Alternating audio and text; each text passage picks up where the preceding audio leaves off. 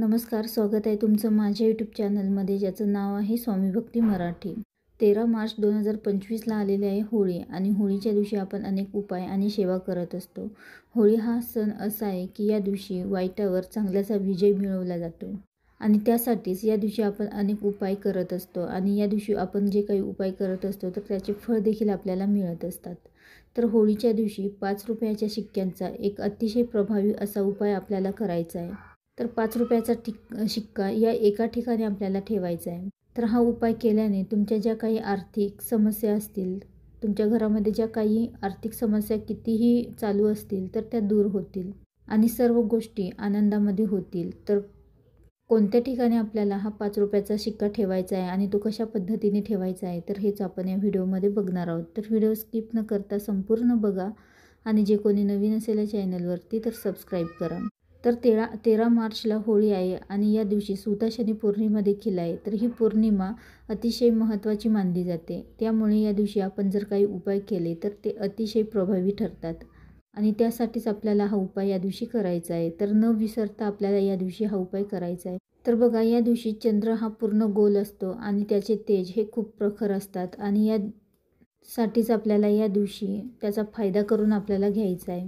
तर बघा, कोणाला जर डोळ्यांचे विकार असतील तर या दिवशी अवश्य चंद्राला एकटक बघायचं आहे। तर यामुळे दृष्टी सुधारते आणि डोळ्याचे जे काही प्रॉब्लेम असतील तर ते नाहीसे होतात असे म्हटले जाते। त्यासोबतच या दिवशी चंद्राचा प्रभाव हा खूप जास्त प्रमाणामध्ये असतो आणि त्याचा आपल्याला फायदा करून घ्यायचा असतो।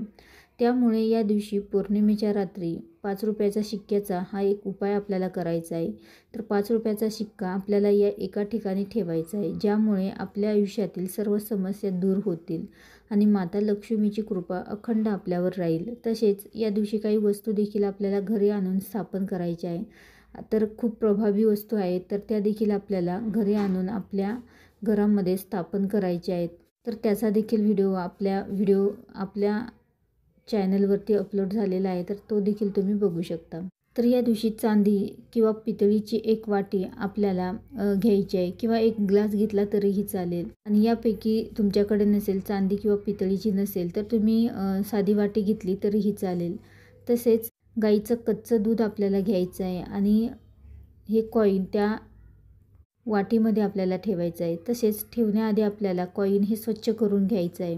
तर वाटीमध्ये आपल्याला थोडंसं दूध टाकायचं आहे, गाईचं कच्चं दूध आपल्याला त्या वाटीमध्ये टाकायचं आहे। त्यामध्ये आपल्याला चिमूटभर हळद टाकायची आहे आणि थोडीशी साखर टाकायची आहे आणि त्यानंतर हे 5 रुपयाचा शिक्का धुवून आपल्याला त्या वाटीमध्ये टाकायचा आहे आणि 13 तारखेच्या रात्रीला चंद्रोदय झाल्यानंतर ही वाटी आपल्याला अशा ठिकाणी ठेवायची आहे, त्या वाटीमध्ये चंद्राचा उजेड आपल्याला पडेल आणि त्यानंतर 10-15 मिनटं आपल्याला उघडीच ठेवायचे आहे आणि रात्रभर झाकून ठेवायचे आहे आणि दुसऱ्या दिवशी सकाळी सूर्योदयाच्या आधी घरामध्ये आपल्याला ही वाटी घ्यायची आहे।